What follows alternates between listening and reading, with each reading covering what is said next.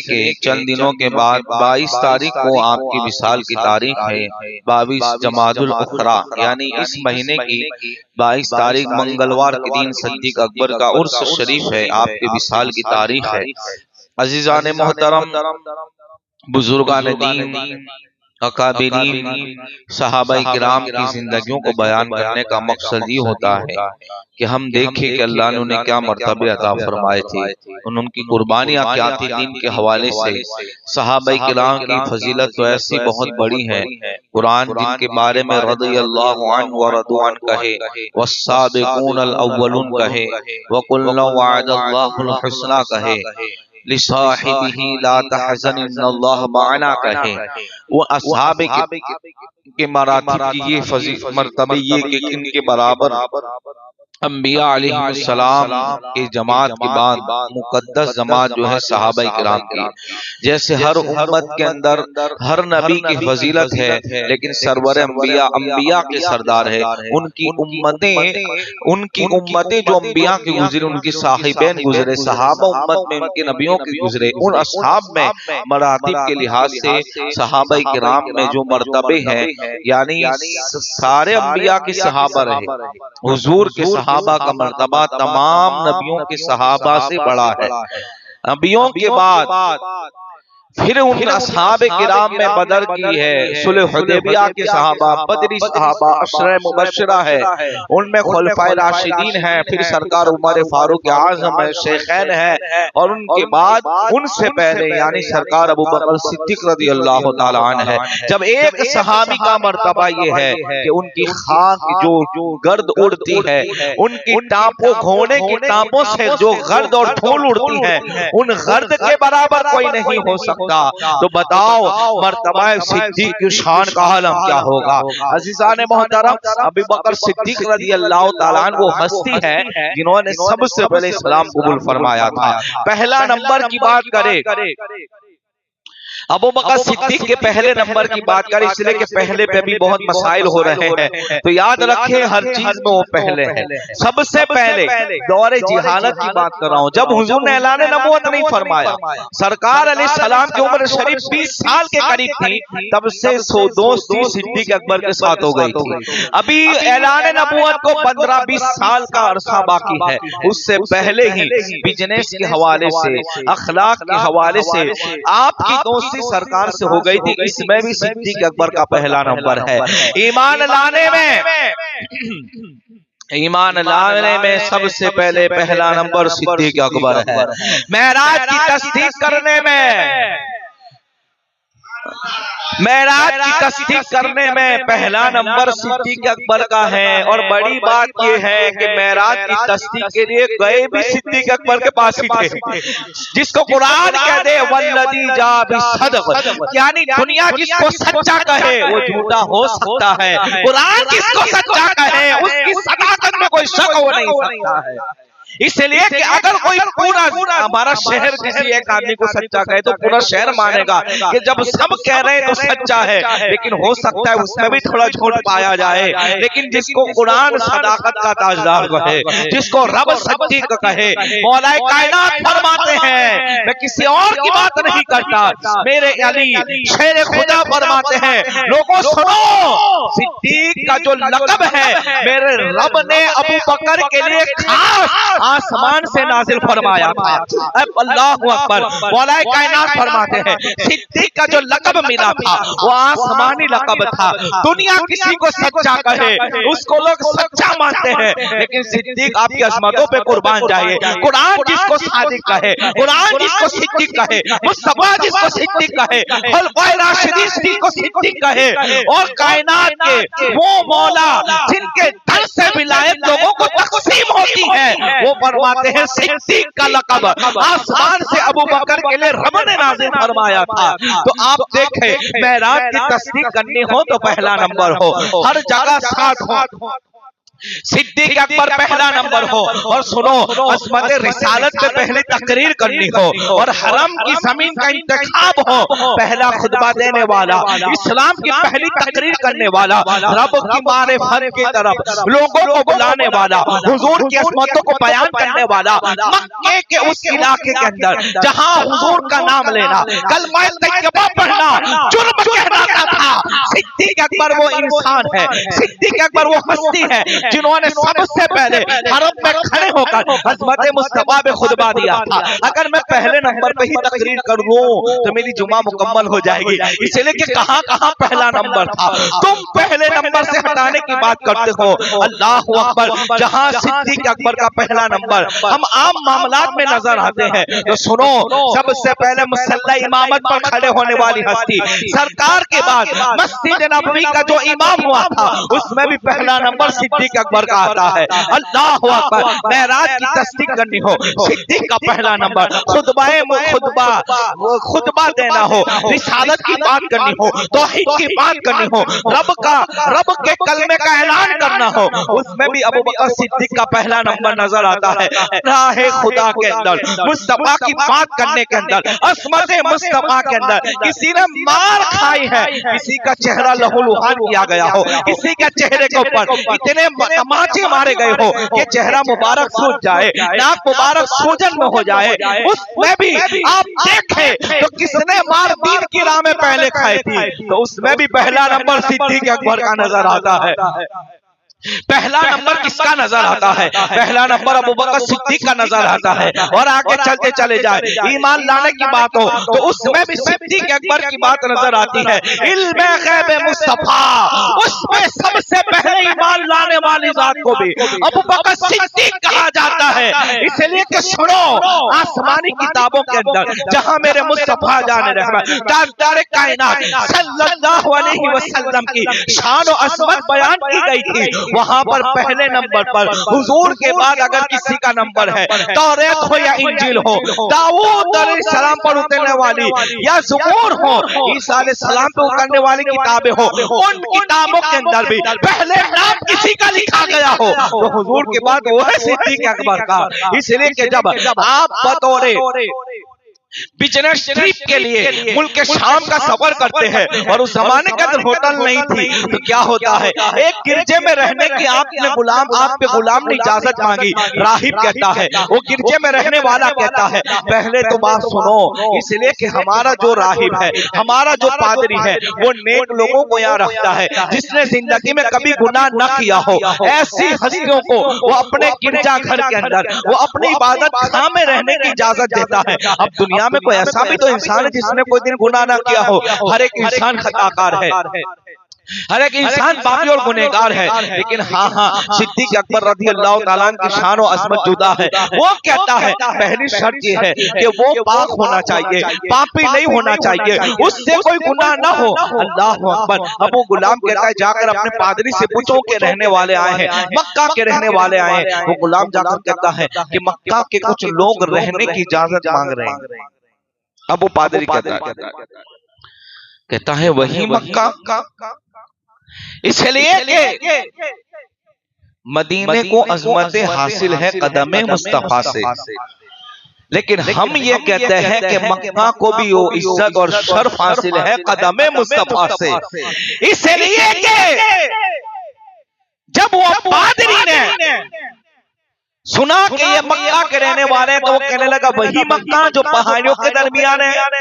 कहा अबू पादरी कहता, हालांकि वहां रुकने का कोई चांस नहीं था, कोई नहीं रुक सकता था वहां पे, कंडीशन इतनी खतरनाक थी कि पापी नहीं होना चाहिए, गुनहगार नहीं होना चाहिए।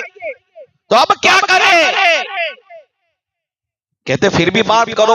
जब मक्का की बात सुनी तो कहता है पादरी अपने गुलाम से कहा, जाओ उनका नाम पूछ कराओ। नाम क्या है? पूछ कर आए। कहते अबू बकर जब नाम सुना हैरत में हो गया, फिर कहता है जाओ बाप का नाम पूछ के आओ। बाप का नाम पूछ के आए तो कहा अबू कुहाफा।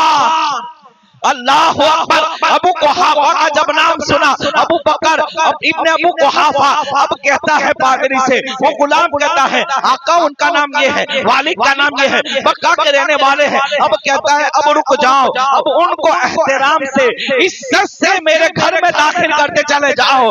कल तक जिसके गिरजा के अंदर रुकने के लिए कंडीशन ये थी, पापी नहीं होना चाहिए, गुनहगार नहीं होना चाहिए, आज वो खुद उसको उनको बुला रहा है। जब सिद्दीक अकबर को आते देखा, अल्लाह अकबर, चेहरा देखता रह गया, चेहरा देखता रह गया, यूं कहो चेहरा देखता नहीं, चेहरा पढ़ता रह गया था, चेहरा पढ़ता रह गया था। अब क्या होता है, अपनी आसमानी किताब को निकालता है और आंख पलटता है, सिद्दीक को देखता है और आंख पलटता है, अबू बकर को देखता है और आंख पलटता है, अस्सदिकीन का चेहरा देखता है। अल्लाहू अकबर, फिर कहता है अपनी उंगलियां दिखाओ। जब सिद्दीक अकबर अपने हाथ की हथेली का दीदार करवाते हैं तो कहता है ए अबू बकर, तुम्हें मुबारक हो, तुम्हें अल्लाह वो शान अता फरमाएगा। आखिरी नबी पर सबसे पहले ईमान तुम रहोगे और उनकी मायत में रहने का शरफ भी अल्लाह तुम्हें अता फरमाएगा।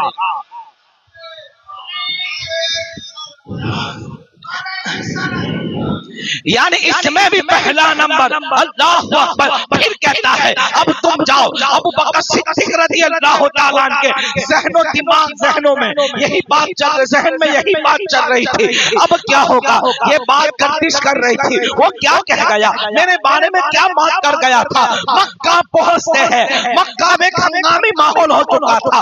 अबू जहल आके कहता है अल्लाह अकबर, तुम्हारे वो दोस्त अजीब बात करते हैं, हमारे बुतों को बुला कहते हैं। अब वो ख्याल आता है, राहिब ने जो बात कही थी वो ज़हन में आती है। अब कोई बात नहीं, किसी से मुलाकात नहीं, अब महबूब के दर पर जाते हैं, मुस्तफा की बारगाह में जाते हैं और कहते हैं मैंने सुना आपने ऐलान नबूवत किया है। अल्लाह अकबर।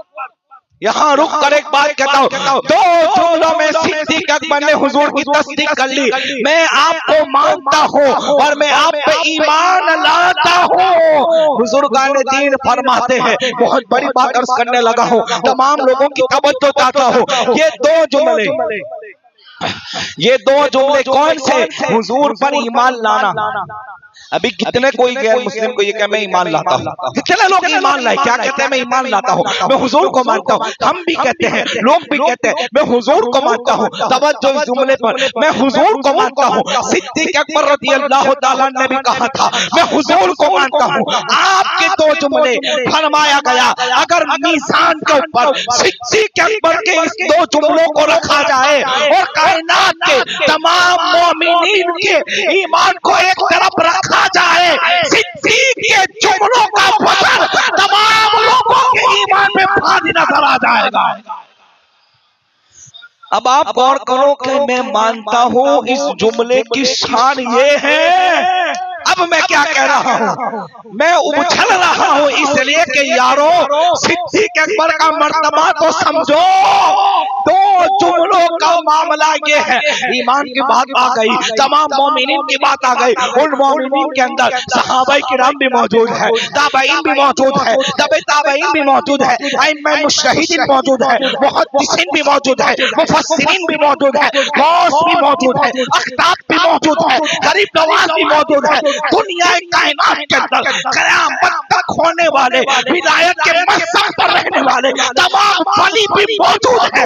सिद्दीक के दो जुमलों की शान ये है कि तमाम मोमिनीन पे भारी नजर आते हैं। जब दो जुमलों का ये मर्तबा है, कार में साथ रहने की शान का आलम क्या होगा।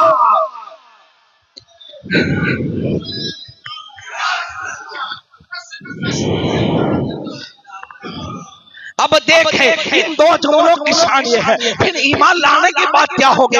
अब देखो ईमान लाने में भी पहला नंबर। अब कहते आका, हर कोई पैगंबर कोई बात बताता है, मुझे भी कोई बात इरशाद फरमा दे। हुजूर फरमाते ए अबू बकर, तेरी वो मुलाकात पादरी के साथ हुई थी, यही मेरा ही तो मौजज़ा था।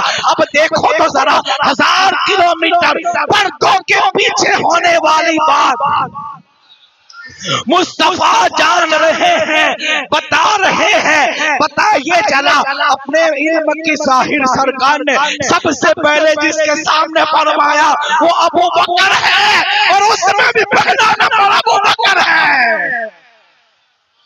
उसमें भी पहला नंबर अबू बकर है। अब देखो एक बात ये है ना, इल्म गैब किसी के सामने रखा जाए, हुजूर को इल्म गैब था तो कुछ इनकार भी करेंगे, लेकिन मानने में भी पहला नंबर सिद्दीक अकबर का है, जिसने तस्दीक फरमाई।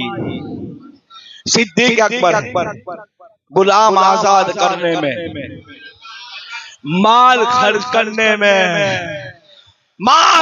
करने में, इसलिए कि सरकार सिद्दीक अकबर को बहुत सी फजीलत दो शान आपकी है कि हुजूर आपके घर जो आते थे, अभी आपके घर में आऊं तो तकल्लुफ होता है, थोड़ी शर्म आती है, आदमी झल, और ये भी याद रखे किसी घर में धाड़ देसी नहीं चले जाना चाहिए। समझ में आया? शरीयत का तो ऐसा हुक्म है कि अपने घर में जहां औरतें हैं वहां भी आप धड़ाक से रूम में ना जाओ, दूसरों के घर के। आप कुछ लोगों की आदत क्या होती है, चले जा आवाज दो, और क्या कहा दीन हमारे मजहब ने, सलाम करो या कोंडी खटखटा, डायरेक्ट ना चले जाओ, इत्तला दो कि मैं आया। ये सरकार अलैहिस्सलातु वस्सलाम सिद्दीक अकबर के घर हुजूर जाते, ये वो बात अलग है, जाने आने की बात कर रहा हूँ, इसलिए कि ये चीज हमें सरकार ने खुद सिखाई। सरकार इतनी बार सिद्दीक अकबर के घर जाते, बात ही मत पूछो, ऐसा लगता है अपना ही घर है, वरना किसी के घर इतना नहीं जाते। और दूसरी, अपने सिद्दीक अकबर के माल पर ऐसा तसर्रुफ था हुजूर का कि अपना जब मन चाहे खर्च कर दिया। ये शान अल्लाह। और आपने आपकी सखावत को, शहर में अगर कोई सखी है,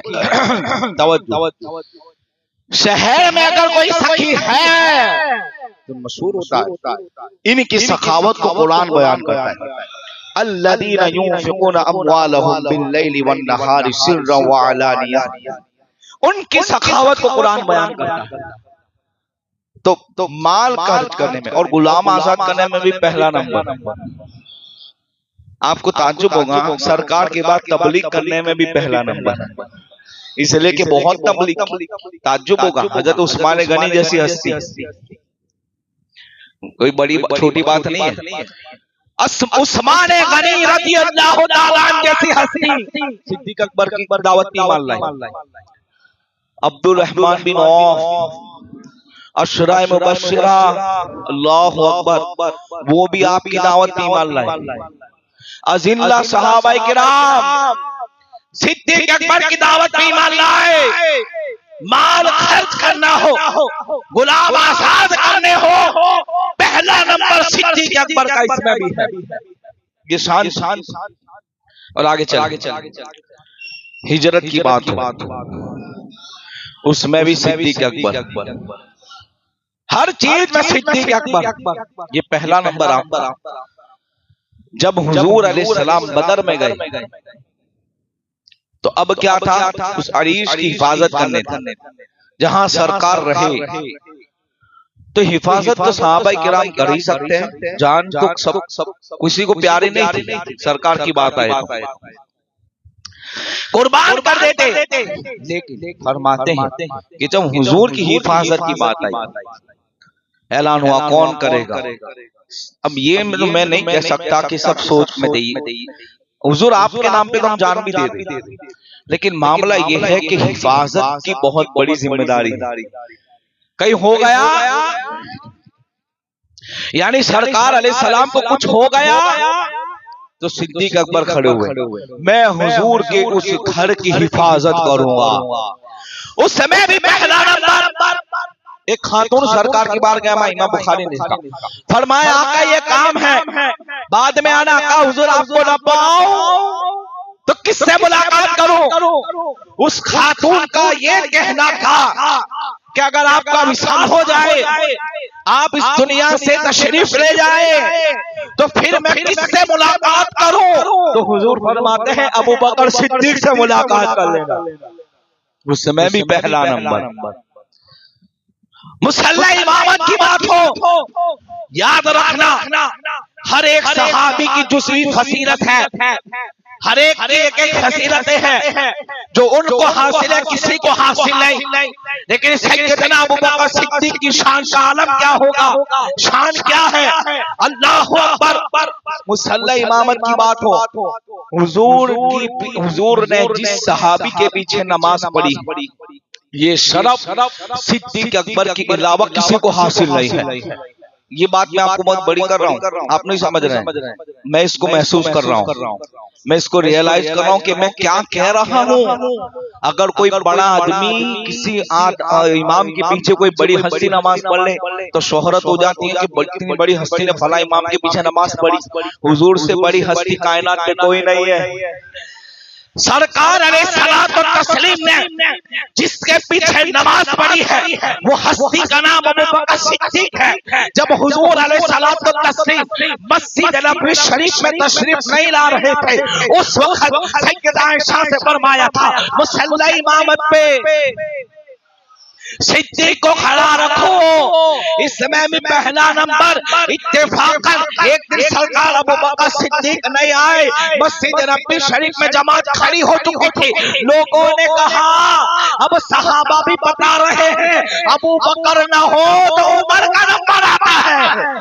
अब सहाबा भी बता रहे हैं, और सुनो सहाबाए किराम की बात हमारे लिए हुज्जत है। उनका कौल हो, उनका फेल हो, उनकी बात बताई हुई हो, इसलिए कि उनकी बात पे अमल करना हिदायत का रास्ता है। अल्लाहु अकबर। हजरत उमर मुसल्ले पर खड़े हैं। हजरत उमर की आवाज थोड़ी ऊंची थी, आपने सबों को सीधा करने के लिए कहा अल्लाहु अकबर कहा। हुजूर अपने हुजरे में आराम फरमा है, अपने पलंग मुबारक से यानी अपनी चारपाई से उठते हैं। हुजूर खिड़की से अपना चेहरा मुबारक बाहर निकालते हैं और कहते हैं ला ला नहीं नहीं, अबू बकर के होते हुए कोई मुसल्ले पे खड़ा नहीं हो सकता है।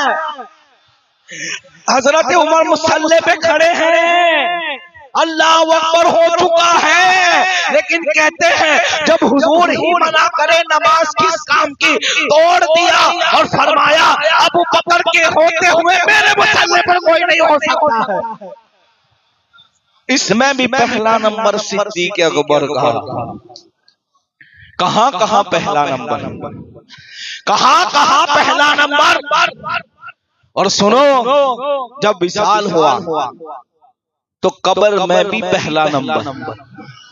फिर हजरत उमर का विशाल हुआ, हर जगह पहला नंबर। नमाज जनाजा के पहले कफन दफन की तरह होना चाहिए। सैयदा आयशा से सरकार सिद्दीक अकबर ने कहा था मेरा कफन और दफन हुजूर के कफन और दफन के मुताबिक। इसमें भी पहला नंबर, अभी पहला नंबर। अब आइए क्या शान हदीस पाक में आया। ये हदीस सुने, क़यामत का दिन होगा, सरकार फरमाते रोज़े महशर नफ्सा नफ्सा होंगे सब। अल्लाह तबारक व तआला मेरे लिए एक मिंबर लगवाएगा। मिंबर क़यामत के दिन मिंबर होगा। मिंबर से मुराद कुर्सी, शान वाली कुर्सी। रब अपने महबूब के लिए, लोग मर रहे हो, लोग अपने नफ्सा नफ्सी में होंगे, अंबिया अलैहिस्सलाम लोगों को भेजेंगे। हुजूर फरमाते मेरे लिए। उसके बाद दूसरा मिंबर लगेगा हजरत इब्राहिम खलीलुल्लाह के लिए। सुभान अल्लाह। फिर सरकार फरमाते हैं उसके बाद एक कुर्सी लगाई जाएगी और कहा जाएगा अबू बकर सिद्दीक से कि मैदान महशर में उनको कुर्सी पर बिठाया जाएगा। लोग पुकार कर कहेंगे, अब देखो क्या शान होगी, एक तरफ मेरे मुस्तफा जान रहमत, एक तरफ इब्राहिम खलीलुल्लाह, एक तरफ अबू बकर सिद्दीक की कुर्सी होगी और कहा जाएगा, लोग कहेंगे ए अबू बकर मुबारक हो, तुम्हारी क्या खुशनसीबी है, तुम्हारी क्या किस्मत है, एक तरफ खलील और एक तरफ हबीब और बीच में मेरा सिद्दीक अकबर होंगे। ये शान अल्लाह का फरमाया। और हुजूर ने एक हदीस पाक में फरमाया, इस हदीस को मैं आज खोलता हूँ, मुस्तदरक हाकिम में, इमाम हाकिम ने इस हदीस को लिखा, फरमाया सरकार ने फरमाया कि मैंने सबका बदला चुका दिया दुनिया में, जिसने मुझ पर एहसान किया, अबू बकर के एहसान का बदला मेरा अल्लाह अता फरमाएगा। ये बात बहुत बड़ी है महरूम। बदला क्या होगा, इस हदीस को लोग बयान करते हैं। बदला क्या होगा, क्या अल्लाह अता फरमाएगा अबू बकर सिद्दीक को? तो फरमाते हैं, बहुत तवज्जो से इस बात को सुन, जो सरकार ने कहा ना कि सबका बदला दे दिया, सबका बदला, बोलिए भाई सबका बदला अबू बकर सिद्दीक को मेरा रब अता फरमाएगा। अब क्या क्या हुजूर के लिए किया, ये बहुत लंबी तकरीर है। अपनी जान भी हुजूर के लिए दे दी, अपना माल सरकार के लिए दे दिया। जब मस्जिद नबी शरीफ की तामीरात होने लगी, संगे बुनियाद हुई, जो यतीमों की जमीन थी वो मना कर रहे थे, आका हमें पैसा नहीं चाहिए, लेकिन हुजूर फरमाते अता कर दो, यतीम का माल दे दो। उस वक्त जब जमीन खरीदने की बात आई, अबू बकर सिद्दीक खड़े होते हैं और अपने जाती रकम से मस्जिद नबी शरीफ की जमीन खरीद कर मुस्तफा को अता फरमा दी थी। एक बात बताऊं, कोई मस्जिद खरीद दे, मस्जिद में कोई एसी लगवा दे, मस्जिद में कोई पंखा लगवा दे, मैं हकीकत कहता हूँ इससे बड़ा कोई सवाब नहीं। जब तक हवा चलेगी सवाब मिलता रहेगा। अल्लाह के घर में कोई एक कांटा भी लगे, एक छोटी सी खीली भी लगवा देना तो भी बहुत बड़ी बात है। 10 रुपए की चीज भी लगवा दे। मस्जिद से मोहब्बत करो, हर एक अपने घर से मोहब्बत करता है, उसका नुकसान बर्दाश्त नहीं करता है। अल्लाह के घर से बड़ा घर कोई है? मस्जिद से मोहब्बत करो। लेकिन हमारा हाल क्या है, मस्जिद की चीजें हम बिगाड़ते हैं, मस्जिद के टॉयलेट को हम खराब करते हैं, उसमें पान की पिचकारियां, उसमें धुआं होता है, उसमें खराब करते हैं। मस्जिद से मोहब्बत, एक चीज लगवा दी जिंदगी सबर जाएगी, सदका जा रहा है। भले औलाद बनने के बाद हमारे लिए दुआ ना करे, मस्जिद में जब तक वो चीज रहेगी हमें उसका अजर मिलेगा। अगर कोई शख्स मस्जिद में थोड़ी सी कोई कलर करवा दिया, लाइट लगवा दी, पंखा लगवा दिया, कितनी फजीलत की बात है। अगर कोई मस्जिद में जमीन दे दे, कितने ही फजीलत की बात, हजारों बरस तक उसमें सद्दे होते रहेंगे, हर सद्दे का सवाब दिलाने वाले को मिलता रहेगा। अबू बकर सिद्दीक की किस्मत पे हम कुर्बान जाएंगे। उन्होंने मस्जिद नबी शरीफ खरीद कर, मेरे आका को जमीन खरीद कर मुस्तफा को अता फरमाई। यहाँ तो हम सजदा करते हैं, वहाँ तो मुस्तफा ने सजदा किया है। अब सोचो सिद्दीक अकबर की सवाब की शान क्या होगी, क्या सवाब मिलेगा इन्हें। इसलिए क्या इमामुल अंबिया जिस मस्जिद में सजदा करे। और एक बात और आगे चल के बात बताऊं, इमामुल अंबिया का रोजा बने। हमारे उलमा फरमाते हैं कि हुजूर का रोजा जिम्मेदारी से, जहां सरकार आराम कर रहे हैं उस हिस्से को काबे और अर्श से भी अफजल है। अब वो हिस्सा खरीदा किसने? तो दुनिया पुकारेगी अबू बकर सिद्दीक ने खरीदा था। ये है सिद्दीक अकबर, ये खरीदा, वो खरीदा, ये दिया, वो दिया। अब फरमाया सबके एहसान का बदला दे दिया, अब अल्लाह देगा। अब क्या बदला होगा कयामत में, ये बात सुनने लायक। इसी पर हम अपनी तकरीर को खत्म करेंगे। कयामत के दिन कायनात के जितने मोमिनीन हैं, कायनात के जितने मोमिन, सबको खड़ा करके अल्लाह अपना दीदार करवाएगा। कहो सुभान अल्लाह। सबसे बड़ी फजीलत, कायनात के जितने मोमिन हैं सब मेरे मुस्तफा के उम्मती हो या पहले के उम्मती हो, मोमिन शर्त है रब का दीदार करेंगे। किसी ने सवाल किया इतनी भीड़ होगी? तवज्जो, सरकार से सवाल हो। अभी मान लो कि कोई किसी को देखना आया हो और 2-4 हजार नहीं 2-4 लाख की पब्लिक हो तो कोई दिखेगा भाई? दिखेगा? यहाँ मोमिन की बात है, कयामत तक के मोमिन, कयामत तक के मोमिन का भीड़ नहीं होगी। हुजूर ने मिसाल दी, कंपेयर की बात नहीं कर रहा हूं, अल्लाह जिस्मानियत से पाक, फरमाया दुनिया मिलकर एक ही वक्त में सूरज को देखे, भीड़ होगी, लोग देखेंगे, कहा बस समझ लो, हाँ सुभान अल्लाह, कहा भीड़ का तस्वुर नहीं होगा। कायनात के जितने मोमिनीन हैं एक ही मर्तबा रब का दीदार होगा, लेकिन जब अबू बकर सिद्दीक की बारी आएगी, ये वही बदला दिया जा रहा है, सबका दीदार होगा एक ही वक्त में। अबू बकर को तन्हा मेरा रब का दीदार हो जाएगा।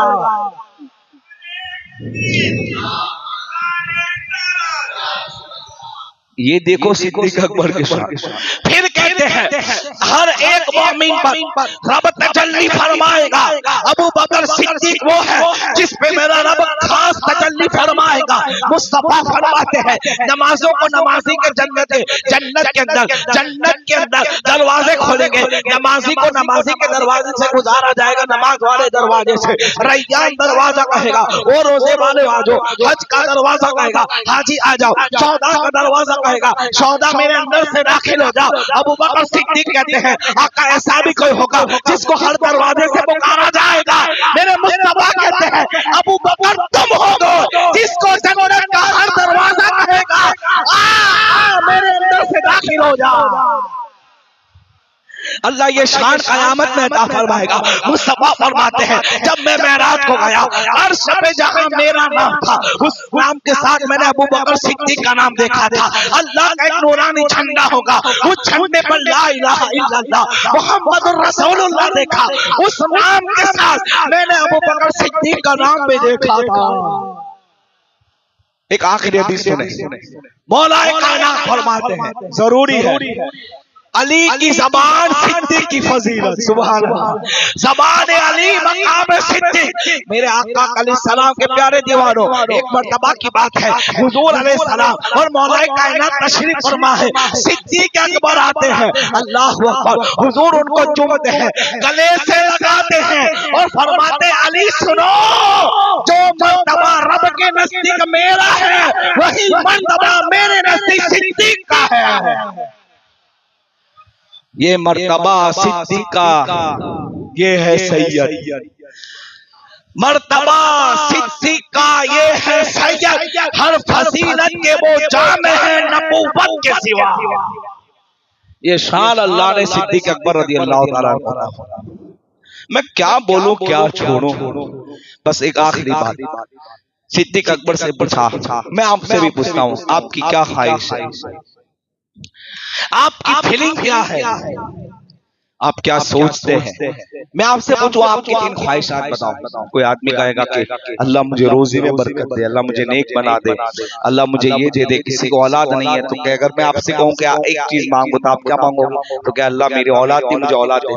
हर एक इंसान की ख्वाहिश होती है। सिद्दीक अकबर से पूछा आपकी क्या ख्वाहिश है, कहते मेरी 3 ख्वाहिश है। पहली ख्वाहिश कहाँ आंखें मेरी हो, मुस्तफा का चेहरा हो, मैं हुजूर को देखूं, मुस्तफा मुझे देखे। ये ख्वाहिश गार में पूरी हो गई। इंशाल्लाह इस ख्वाहिश पे तकरीर आइंदा जुमा होगी, जल्दी आइए इंशाल्लाह, आइंदा जुमा इस 3 ख्वाहिश। दूसरी बात फरमाते हैं माल मेरा हो, आहा ये मोहब्बत होती थी। का नजर मेरी हो, चेहरा मुस्तफा का हो, माल मेरा हो, खर्च मुस्तफा करे। तीसरी ख्वाहिश ये कि मैं हमेशा हुजूर के पास बैठा रहूं। इन 3 चीजों की ख्वाहिश जो आपको थी उसकी तशरीह इंशाअल्लाह नेक्स्ट फ्राइडे